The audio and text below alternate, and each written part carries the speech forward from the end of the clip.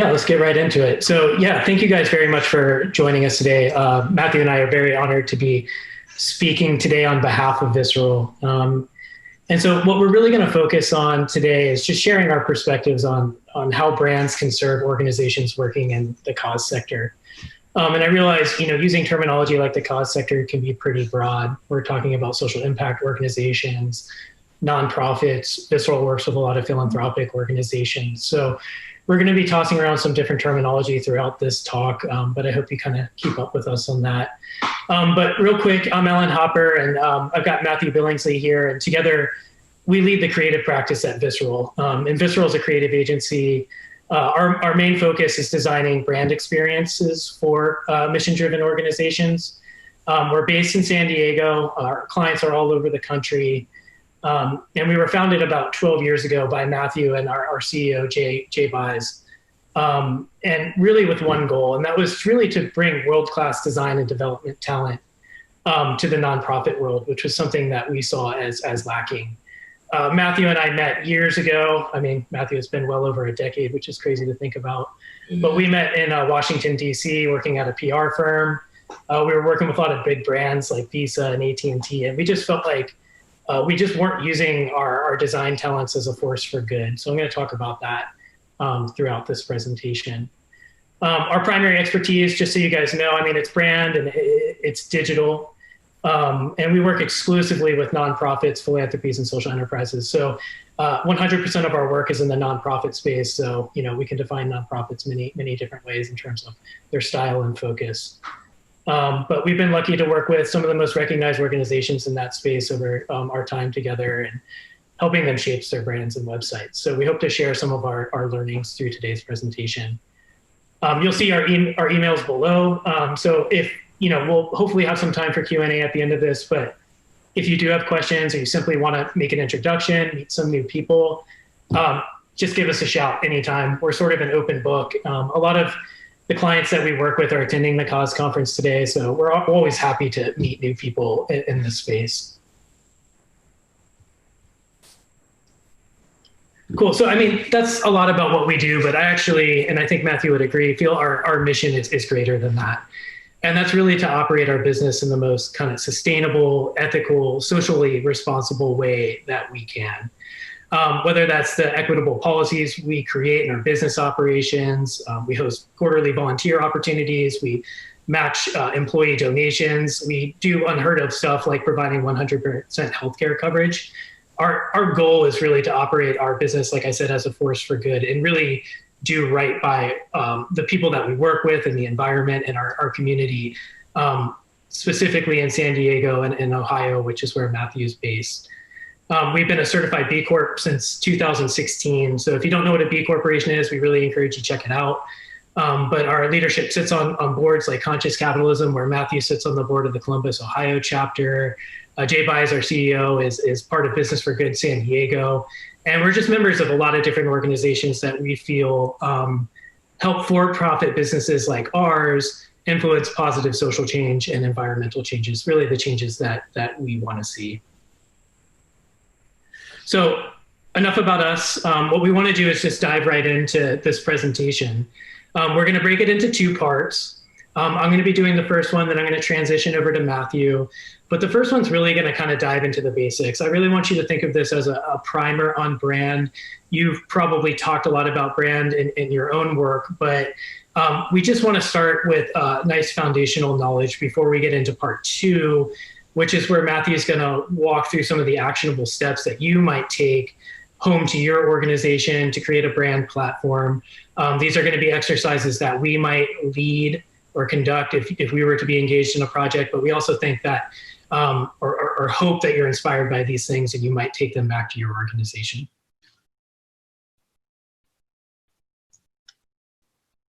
So before we get too far, we kind of want to address some of the adversity that we hear towards brand and the arguments against brand.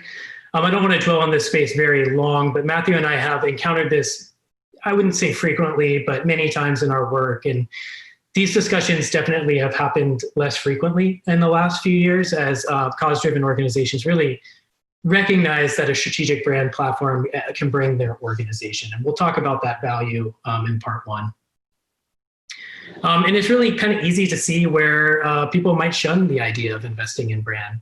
Historically, when we talk about brand, those ideas are associated with consumerism, fields like advertising and marketing, selling products and generating revenue. And that's clearly not what a cause-driven organization does. It's true that some might be focused on, engaging donors, driving donations, and that sort of thing. But generally speaking, they're typically more focused on building awareness, or more specifically, moving the needle, to use a cliche, on some of the most critical issues that we face as a society. And some of the common challenges we've heard are the things that we've listed here on the screen. And that first one is, we invest in X, not brand. So that X might be, we invest in our grantees, or we invest in our programs. And we see this oftentimes with organizations like philanthropies, who will want to side on the side of humility, but also maybe don't want to promote themselves out of fear of taking credit over the work of their grantees, or maybe they just want to keep a low profile. The second point, our logo is fine. And, that really just comes out of a lack of understanding of exactly what brand is, which is something that we'll address in a moment here. This last one, we don't want to look too polished. I mean, Matthew and I, we're designers by trade. That's sort of our bread and butter, and the background we come from. This sort of feedback can be really tough to deal with for us, but it's natural that nonprofit leaders might worry about the elevation of brand and how that might somehow debase the substance of their work. So getting back to that first point, they also don't want to be perceived that they're putting their money in the wrong place. And one of the things that we did list here is really organizations just aren't sure where to begin, and we hope to give you some tools and part two that do give you a good starting point. But what people do know is that brand can be kind of resource intensive. It takes time for people. It can cost money. But, we really hope to show how a strategic brand platform can pay dividends for years to come. And ultimately, one point that we'll leave you with here before moving on is that every organization, nonprofits, for-profits, it doesn't matter. You have a brand, whether you pay attention or nurture that brand or not.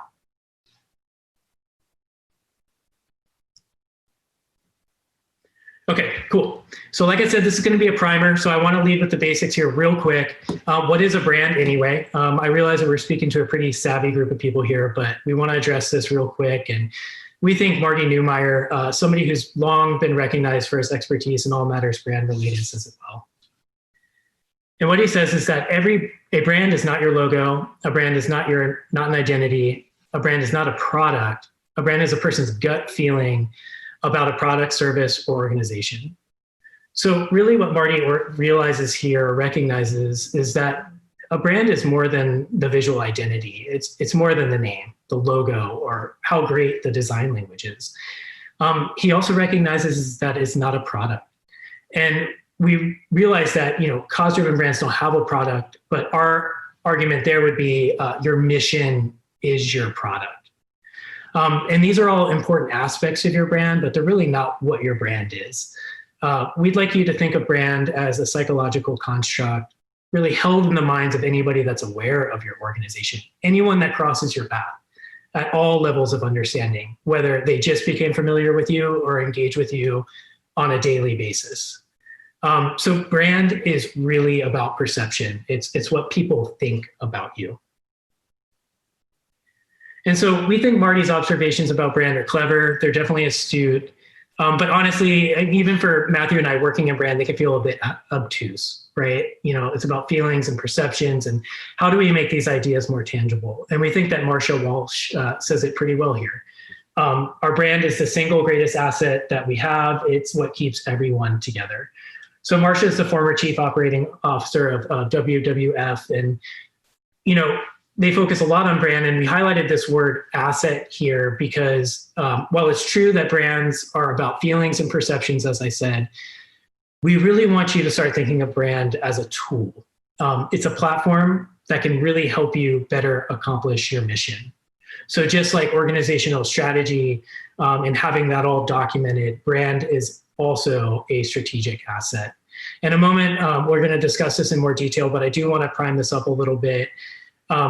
It does this by building cohesion, whether that be with leadership, your staff, stakeholders. It builds affinity externally. That might be with your supporters, your community, or even your partners. And ultimately, it's really what sets you apart from the crowd.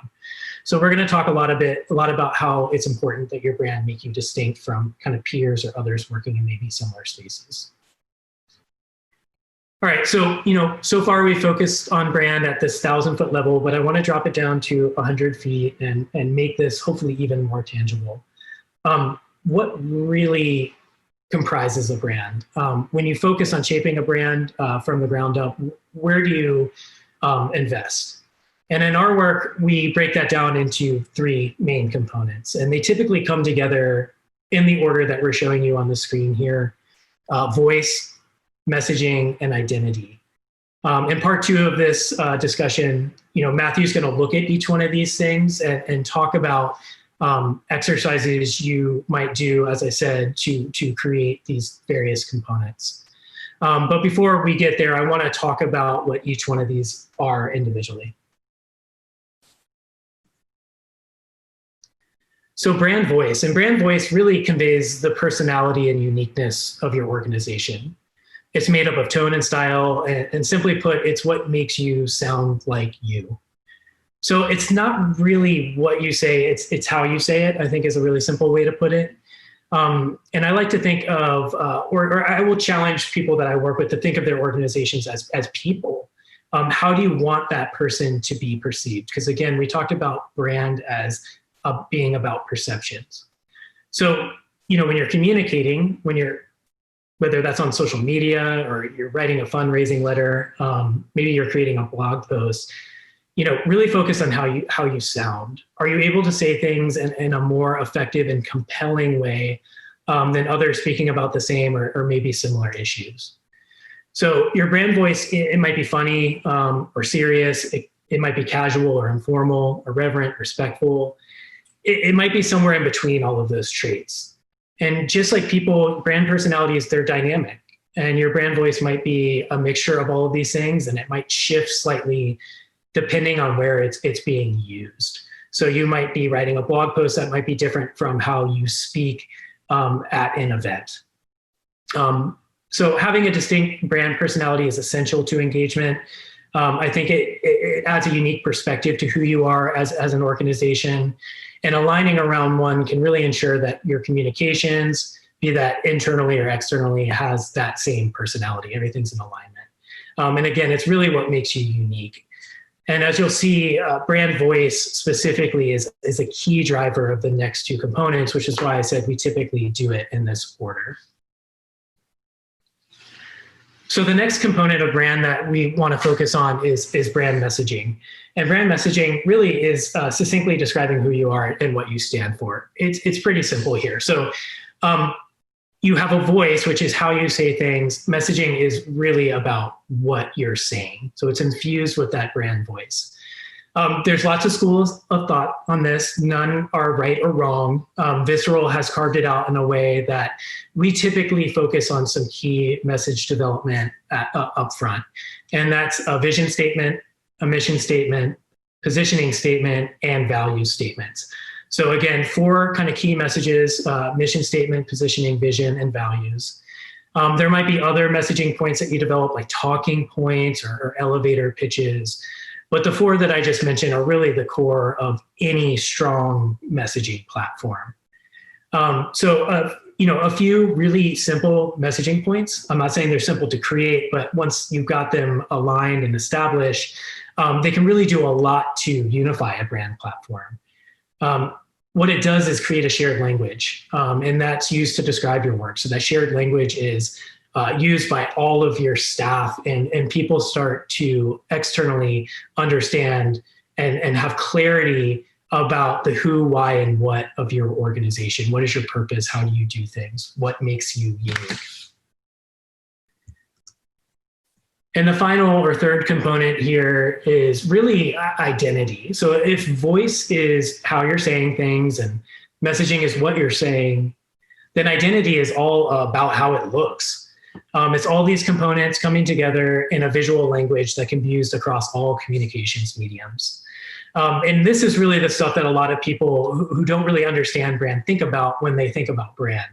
The logo, the color palette, the typographic styles you're using. Maybe this is photography styles or image styles. It's really about how all these elements kind of come together. You combine them to communicate who you are as an organization. And identity clearly is the realm of design, and design is evocative. So, sure, design is about aesthetics, but it's really deeper than that. It's deeper than having a stunning website. It's deeper than having kick-ass infographics or a color palette that you would want to paint your walls with. Design is also indicative. It can really communicate the status of an organization. Quality design will really help build trust. And we think that the famous graphic designer, Saul Bass, said it really well. Design is thinking made visual. And we would say this, that if you take his quote and transform it and apply it to what we've been talking about, it's really the visualization of all of that strategic thinking and thought that goes into creating voice and creating messaging. And it really is your ethos made visual. So, it's also one of the most fun parts of really any branding process. I think, writing and personality can be fun, but this is where we see a lot of engagement and excitement from the teams that we're working with when we get into brand identity. So, we do want to focus a little bit on design. What is its specific role in creating a brand platform? Clearly, Matthew and I, like I said, we're both designers by trade. We run a creative agency. So we'd be a little bit remiss if we didn't take a moment to talk about design's special role in brand identity.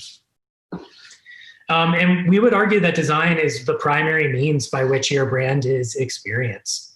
We want you to think of it as the connective tissue between you and your audience. It really helps people identify with you. It makes you memorable. And it really plays perhaps an outsized role in inspiring engagement. Design, again, is evocative, it's really compelling. Design is also really fascinating to us because it's both a process and an outcome. So the best designs, we would say, are the ones that are well researched, of course. They're the ones that are explored and iterated upon. And I think, as Matthew will share in part 2, collaborated on. And in Visceral's world, like I said, we're a digital agency. We focus on brand and digital. So a lot of our work is really creating websites.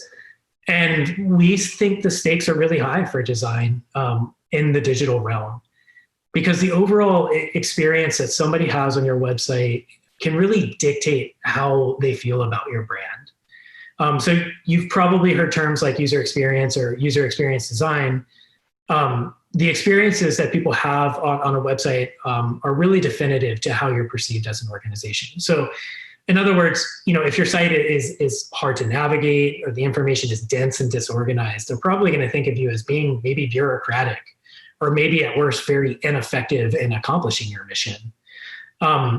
And on the flip side of that, if the site design is really effective and compelling and it connects them to the information that they seek or the actions that they want to take, they're probably going to think about you as being really effective and will likely be more willing to support you. And there's a lot of research to support those viewpoints. But to summarize here, design is not just about creating a killer aesthetic. That is certainly part of it. We love that part of it. But really, it's about creating a visual language and identity, again, that embodies who you are. All right, so we talked about brand as a strategic asset. We then broke it down into those individual components: voice, messaging, and identity. But when all is said and done, what can you really expect to accomplish with brand? What does it do for you? And what would we argue is the return on investment here? What's the ROI? And we think it's 3 things. And the first is that it really makes you distinct. So with over 1.5 million 501c3 nonprofits in just the United States alone, how will you stand out? So we really want to drive this point home. Being distinct in your brand identity is essential. To be successful, cause-driven organizations, nonprofit, philanthropy, et cetera, just like for-profit businesses selling products, really need to convey a personality that is unique and memorable. And this, honestly, we've seen this can be a challenge in the nonprofit space. So whether you're focused on a single mission or you're a grant-making organization focused on multiple kind of very different, diverse funding focuses, we will hear similar personality traits. And they're traits like they're caring and supportive, or maybe they're collaborative. And I mean, these are great personality traits, and they're ones that we think anybody in the social impact sector would embrace. But that's the problem. That's the crux of the matter. And whatever the goal is, whether that's driving donor engagement, or maybe you're building up your member base, or simply being recognized as a thought leader on a specific issue, whatever the case, you really have to stand out against peers working on similar challenges, and sometimes similar ways. So the next thing that brand does, and I think this is one of the most empowering parts of what a brand does, is it creates cohesion, specifically internally. So when an organization's stakeholders embrace a common brand, it creates that cohesion. It really helps concentrate focus and reinforces a shared purpose. So in other words, it really holds everyone and everything together, whether that's leadership, staff, volunteers, partners, name it, any stakeholder that's responsible for, being an ambassador or carrying your mission forward. And that's why we recommend that brand platforms be created collaboratively. And Matthew's going to talk about this. So you want to create it with inclusion from across the board. And this doesn't mean that everyone at the table gets a vote, but it does mean that there's diverse perspectives at the table when shaping that brand platform. And when done well, it's our view that this participatory process really results in greater personal investment, I would say, on a staff member by staff member basis or stakeholder by stakeholder basis in that brand. And it really helps establish a natural understanding of how to adopt the new brand components that we talked about. It really does just keep everybody on the same page. And over time, with consistency, the application of this brand will just become second nature to everyone. And finally, and this point is kind of hard to convey, but I know it from firsthand experience that a strong brand platform can really help an organization with their decision making. So, many years ago, Visceral stepped back, and we actually hired somebody else to do it because it's hard to work on your own brand, to help you focus on our values and some of those messaging statements that I talked about early on. And our values specifically serve us as a filter and guide our decision making, be it who we work with, who we partner with, who we hire. It helps us understand what kinds of projects we take on. What we do, everything we need to do needs to align with our values. So we really see this being a valuable decision-making tool. And lastly, the third point that we would leave you with in terms of what a brand can do is it builds emotional connections. It builds affinity between you and those you are trying to reach. And we think brand affinity is created when people believe in you. There's trust in you, there's trust in your mission, and people want to be part of that story. So, we might be talking about donors, maybe we're talking about partners or supporters, really anybody that you want to build a connection with, you want to create that brand affinity with. And they're really able to see themselves in that purpose. They see you as a reflection of their values, and they identify with that. A strong brand platform is really what helps sort this out. It's what creates feelings of shared values and shared aspirations.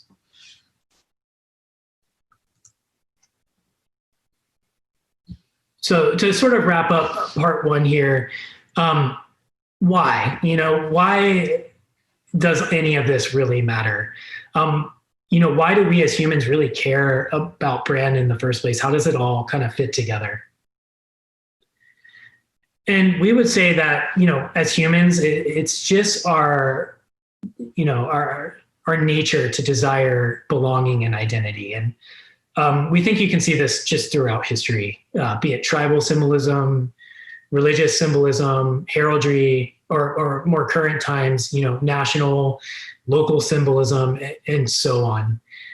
In today's society, we choose to associate ourselves with certain brands. That could be the clothes we wear, the food that we buy, really any products that we use.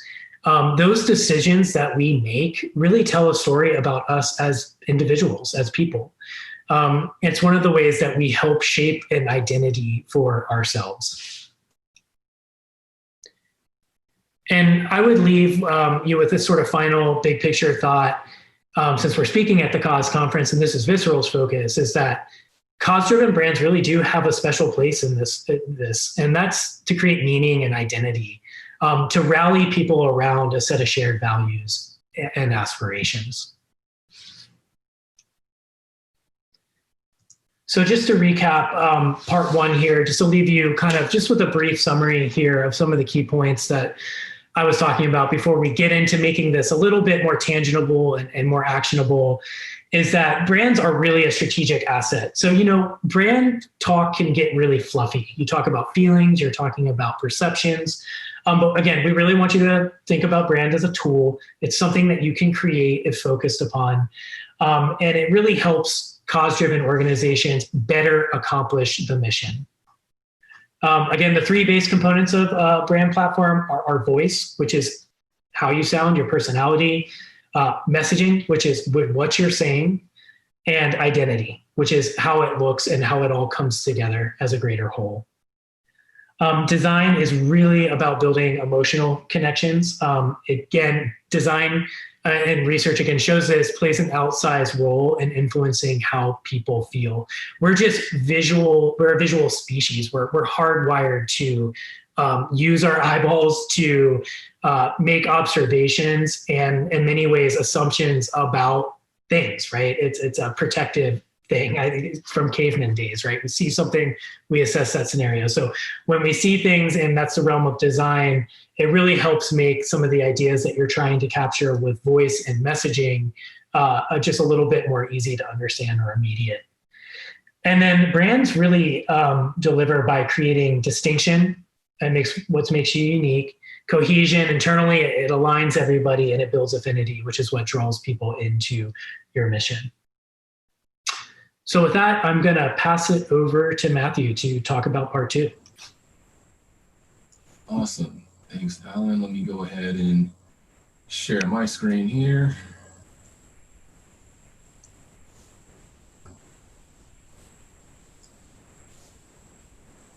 All right. Can everybody see my screen okay? I hope so. How about you, Alan? You got it? Yeah, I got it, buddy. Awesome.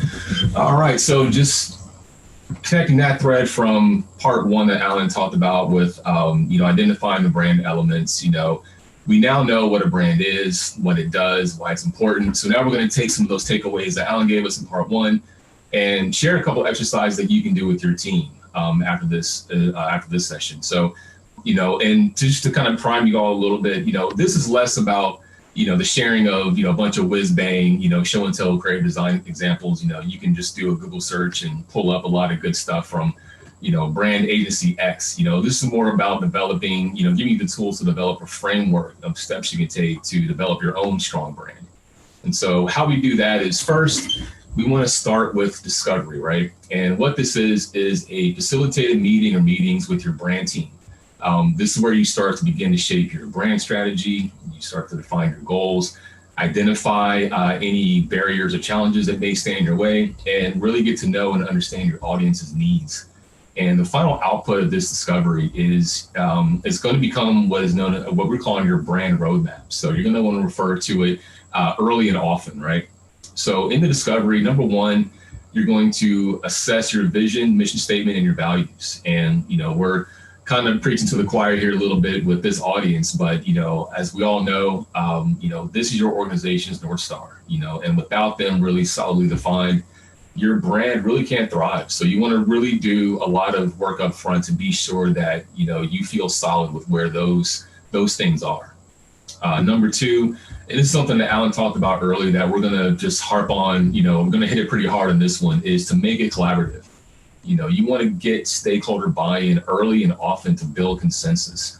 One important note here about that is to decide early on who's going to be involved in the process, and not only who, but when, right? So, this should be really ideally, it's going to be a small team of final decision makers, you included presumably, and you want to be sure that you define this early in the process. Know that not everyone needs to be involved at every step of the way also. So you want to keep the machine going, you want to just keep things moving on and progressing fully. And then number three, this is a really good opportunity to take an inventory of your brand materials, right? You want to define what you need the brand to be for your organization. And, as far as materials go, understand, some of you, depending on the organization, some may be more budget conscious. So you want to start with the ones that are going to amplify your organization the most. As a quick example of that, the new normal of COVID and remote working, maybe, you want to focus on, taking a look at developing your e-newsletter or e-newsletter campaign or making those website updates. So it's just all about prioritizing. So moving on, knowing your audience. So, this is a really critical step in developing a strong and impactful brand. So, with this, we're going to walk through a few exercises that you can do with your team to understand who exactly they are. So who are these people exactly? These are what we have here, these logos down here. These are a few popular tools you could try to conduct these surveys or interviews to get info from those inside and outside your organization. So the first step you could probably take, if you don't already have a good profile of who your audience is, conduct surveys or interviews with them. So we have Google Forms, SurveyMonkey, Typeform. There are half a dozen others. Good old fashioned email or a phone call works just as well. But why this is important is, you want to assume that your audience is always shifting, right? There's always new people interacting with your brand, your organization all the time. Others who may be more familiar with your brand may not be aware of what you've been up to lately. So, this is a good exercise just to tap into that audience and just take the pulse every once in a while as you need to. So for the inside internal group, in some cases, you may want to get, you may have to have some confidentiality or whatever the case may be. And these tools are going to give them that blanket of anonymity, because what you're really after is, honest, truthful, and revealing answers about your organization, about how your brand is being perceived currently by them, because they're going to be the ones that are most invested in the success of it. So, these tools are a good way to give them that blanket of anonymity. And for the external outsider group, ideally, these are going to be your advocates, your donors, your members, champions, and just people in general who are very familiar with your organization already. So starting with the surveys, the interviews, you want to ask the right questions, right? So, what you're doing here is you're learning about people's habits and their perceptions of what your brand is, how they perceive it today. So, start by breaking them down into these two groups, right? We'll just call these internal and external groups, inside and outside your organization. And you really want to aim for questions that are going to give you the most insightful, thought-provoking answers that are really coming from their own words, right? So, try to avoid questions rather that just give you the binary yes or no, try to avoid stuff that, are you more likely to 1 through 4 or 5 or whatever it is, you really want to hear from them directly. Length does not matter. We have like a few sample questions here. If you can get to what you're after in 3 questions or 30, that's completely up to you and your team. But you're really you want to tailor it to get the most revealing and effective insight. And you see down here, we have a few just sample questions you can start from. So we'll take a look at, maybe 2 of these. But, on the internal side, you want to ask them how they perceive your organization today, right? What is most visually effective, So you kind of see like at a very high level what sort of answers that you should be getting from at this stage. So after you gather the information from your participants, what you can do next is start to sort them and find these connective threads. And you do this by assigning profiles, right? So this is an activity that can be done individually or with your full team. It's really all about information gathering and collection at this point. So what you want to do is, make a list, spreadsheet, whiteboard, collaboration, whatever it may be, and label the audience type that you desire to speak to. You want to rank them by priority. Not everybody can be a number one. You want to do what you can to sort them as much as possible, and list out their desired perceptions, right? So, you want to see if this aligns with the info that you receive from the participants. So we'll look at a couple of here briefly. So, sample desired perception from an advocate or supporter is, you want them to think that you are a national leader in our field, an important partner in our mission.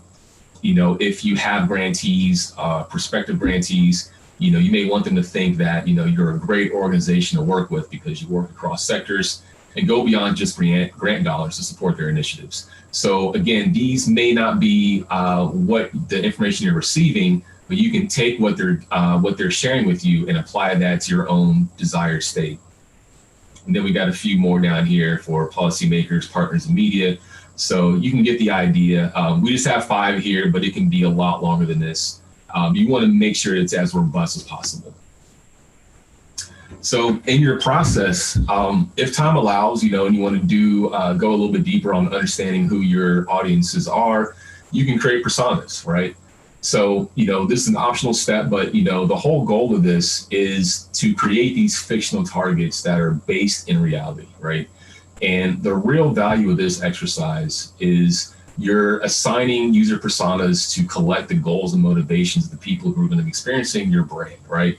So you can understand their motivations. When you can understand their motivations and their requirements, it's going to give you, much clearer steps to target each persona type, be it a grantee, be it media, be it a partner. But another way to look at this also is that, the better you know your audience, the better your brand's going to resonate with them. So, and this is something that's, it's based in info gathering and, reality, of course, but this is something you can definitely have fun with your team on, right? So, make it into a workshop with your team on a Friday afternoon or something, kind of get loose with it. There's really no limit to what you can do. And so to kind of summarize being some of your audience, know that your brand should do the following for your audience. Number one, it should inform their feelings and actions towards your organization, right? So know that, should they feel urgency, like around if your work is more timed or event specific, should they feel that urgency to act? Should it inform and provoke thought or, enlighten them to the type of work that they're doing, that you're doing?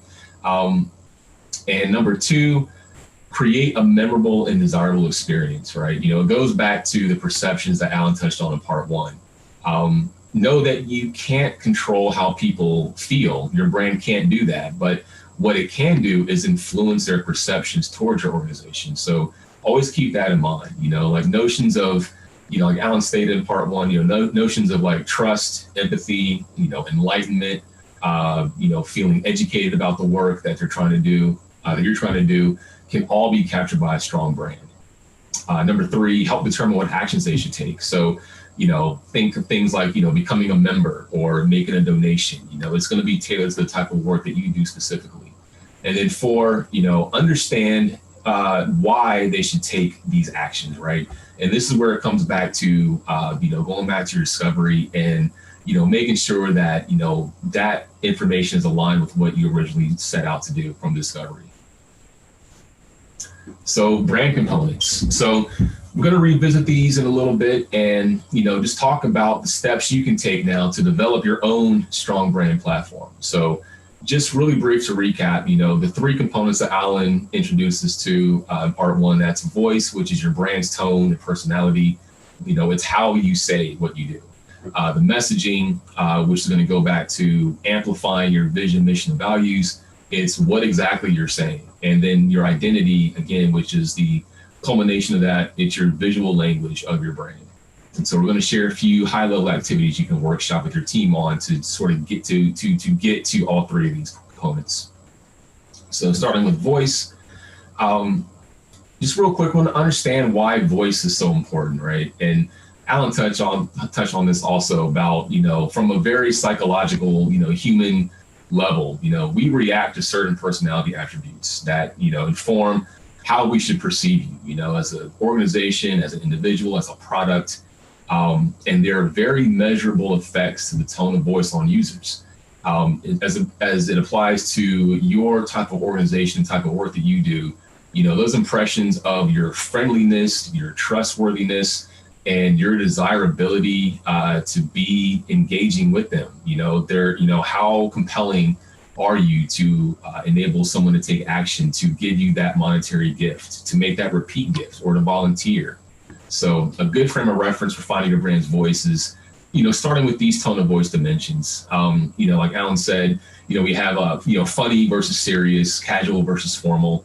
So, this is one way, you can use this type of table to shape your own brand's voice and add more tone of voice dimensions beyond these four if you see it necessary.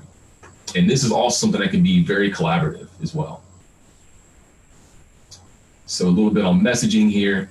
So get to the heart of your messaging with these steps, right? So first, just gather a couple samples of writing that resonates with your mission.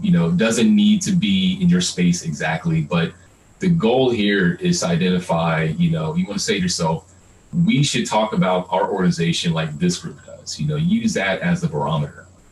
Number two, recall your audience profiles from the survey information that you gather. If you did personas, envision how you communicate with them, envision how you communicate with what you want to do with them. Number three, recall your tone of voice and have your team pick which ones represent your brand the most, right? So as you do this, number four, discuss the choices among your team and evaluate, understand, if there's any differences in some of your team members, choices, understand what those differences are, listen to them and, compare them with what your choices are and just come together and be collaborative with it. And from here, you can start to develop, 5 to 10 at least, core messages. And these can be very high level or specific to your audience type. So they can be very pie in the sky. They should all be rooted in what the type of work that you're doing now. They can either speak to your audience types or be very just organizationally centric. But what you're doing with this activity, these are the sum total of the first two parts of your brand of tone, of voice, and messaging. And by taking this, you're starting to shape your own story, right? You're starting to shape your own narrative by taking these steps. Which leads us into number three, third brand component, which is identity. So, this is a larger one. So we'll dissect this a little bit more. But, in short, like Alan mentioned again, this is the visual representation of your voice and messaging.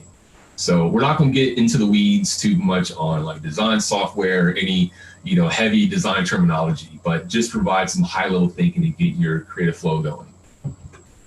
So a good place to start is with style boards or mood boards, right? And I'm sure you're all familiar with those in some capacity, but similar to messaging, just survey the landscape, pick out 5, 10, 20, 25 of brands that you like. And, just take a look at how you resonate with them.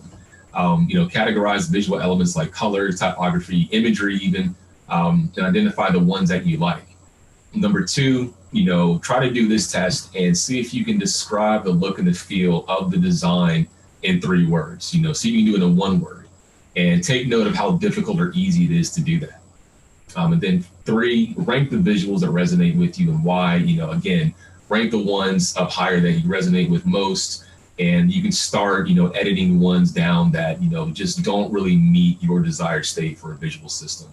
And then number 4, you want to find those common threads in all the elements of color, type, and in some cases, imagery. So just real quick, again, some of us have probably used these before, Pinterest, mood board, style board creator, just a couple examples here. Pinterest has been around for, probably 15 years or so, Canva, maybe a decade. Then there's a few others out there too. So, as you go through this step, take a look at different features for each one. They have different features and utilities. So you just want to see what works best for you and your team. So as we move along to color here, note that you want to choose colors that are appropriate for the brand and how that relates to the brand voice, right? So, try to sort these colors by hierarchy if you can, and I've got a few color scheme generators here that you can take a look at. Another one of those things too, just do a Google search for color scheme generators. You're going to get 50 of these, but these are a few, kind of dabble around and play. Again, like the mood board creators, they do different things in different ways. So, control how best you want to use these. So typography is a little more complex, right? But similar to color, you want to make sure, above all else, the look is appropriate, right? You want to choose a font with a variety of ways to offer you flexibility. So, know that just because there are 15 different types of lights or mediums doesn't mean you have to use them, right? You want to be deliberate and selective. And a good rule of thumb here is you're choosing fonts and applying them. You want fonts that are dynamic, right? Meaning that you're going to work across print and digital, and understand that consistency is tantamount. It's the most important thing. So what I mean by that is, if your typographic system, if you're using it on a website, be sure you apply the same font on your printed materials. They're not really interchangeable. You want to maintain consistency. So now that we have those core elements of color type, for the visual identity side, now you have enough to start combining these elements and making your extended visual system, right? So start with the ones, again, that are going to give you the most visibility and exposure. Things like, your website, business cards, social media avatars. These are the properties that you own as an organization that you can cultivate and apply your brand to, that's going to give you the most exposure. Prioritizing these is completely up to you. You don't need to do everything at once. Some of this is going to have, cost and a lot of effort involved. So it's really up to you for how you want to manage the application extension of this brand. So finally, as we get to, as you go through the process of developing your visual brand, a good test barometer that you could apply to this is using the Paul Rand test. So, he's an iconic designer, developed a lot of brands that we all recognize today, like the IBM logo, the ABC network logo, and that brand system. So, this guy knows his stuff pretty much. And this is a really good barometer to try to apply to your brand. Now, again, it's a pretty high barometer, obviously. So, the idea is to not meet all these at once, but to work toward them. So you want to ask yourself some of these questions about, like, is your brand distinctive? Meaning, is it unique and different from everything else? Is it visible? Meaning, is it noticeable or easily seen and recognizable? Is it adaptable? Which is important. Can it work across numerous applications? Is it memorable? Again, we want to go back to, setting the tone and making it just instantly unforgettable. Is it universal? Meaning, does it have a consistent meaning to a diverse range of people? Going back to your personas and your audience profiles. And is it timeless? You want to find the strongest core of your brand and eliminate any extra embellishments, because you want it to stand the test of time and, not be dated within, 3 years of launch. And then finally, if you are able to say yes to all those, you have to ask yourself this final question: and is it simple? So again, it's a pretty rigid test, but if you can answer yes to all those, you've got a legendary brand on your hands. So congrats. So as we wind down here, we want to take a minute to pause and review and refine the work, right? So know that, you've done all the research and the work. So now it's time to decompress, pull the lens back, go back to the 10,000 foot view, and just see how it aligns up with your goals from the first discovery session. And so how you do that is, again, evaluating with your team. Bring everybody back together into the room and take a look at this from a very holistic approach. Is it clear? Is it a clear visual representation of your voice and messaging? Do all the components align? Do you feel it captures stakeholders' expectations? So there's a few of these questions you can ask yourself as you review the work to date. Number two, work with your team to channel and distill feedback from others. So now would be a good time to bring other people from outside the process in and share with them. But you want to be sure that you find consensus among suggestions. Everybody's talking at once. You can't really get, the most actionable feedback. And then three, create a comprehensive brand style guide. This is an internal facing document, but it's part, collection of brand assets, but it's also a technical guide to inform you how you should use them.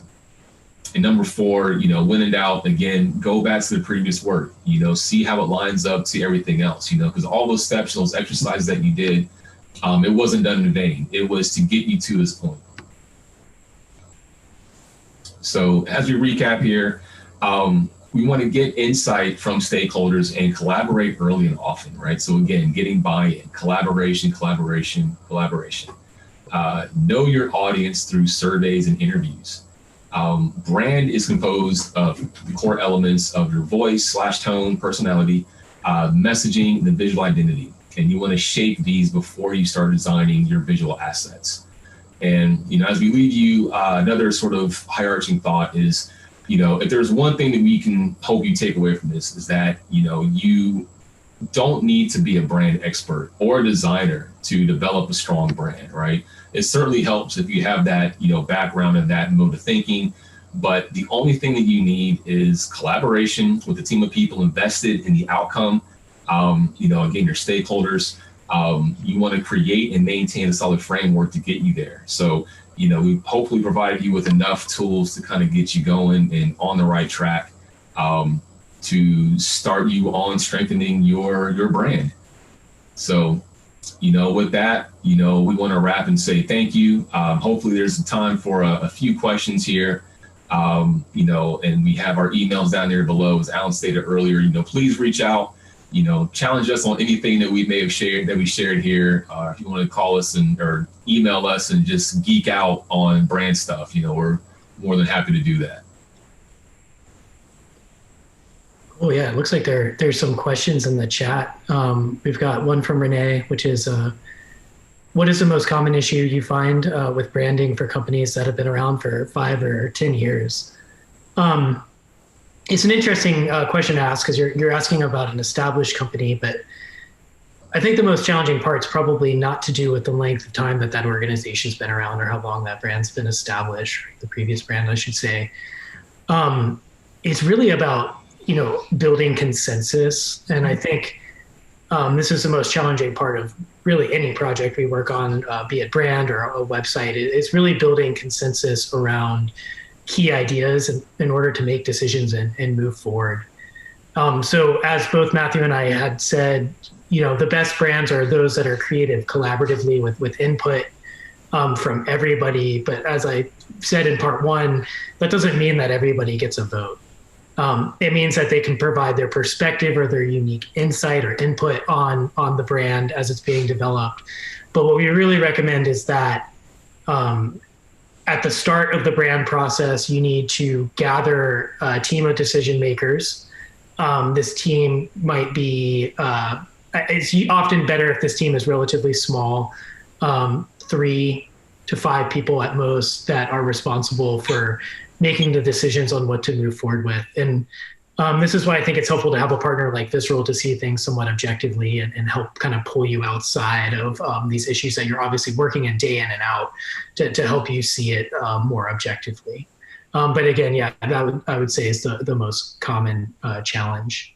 Absolutely. The next question from Lisa, how do you take an existing brand and work backwards to improve voice and messaging in particular? Yeah, I mean, this is what we do day in and out. It's not frequent that we're creating a brand from the ground up.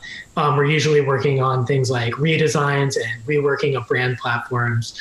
And there's usually a lot of, there's strength, little nuggets, little tidbits of what's there currently that we can repurpose or reshape in a much stronger way. And, we only had an hour to talk about the messaging specifically, but whether you're talking about a vision statement, a mission statement, positioning, values, we have a framework for that, we could do a whole another presentation on, where we can take those little bits that are working and sort of mold them to this new framework that will position you much better in the future.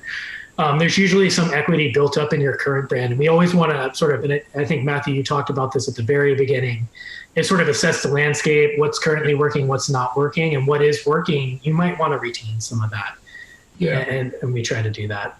Yeah, it's really it. I mean, going, if you're working backwards and there's no need to scrap and start from the ground up, we're not suggesting anybody do that. But you really want to take just kind of, assess the landscape and just ask questions to get to the feedback, to get to the answers that you're looking for with how people are perceiving it, and kind of start from there. Like if you have, some of the messaging that you're using feels, dated, or it's just not very on point or applicable to the type of work you're doing or the type of work that you aim to do, and there's some disconnect there, you just need to see how people are feeling about it now and compare that to, what your desired state is for the messaging. And that's how you kind of break it apart and see what's working, and then, just discard the stuff that isn't working. Mm-hmm.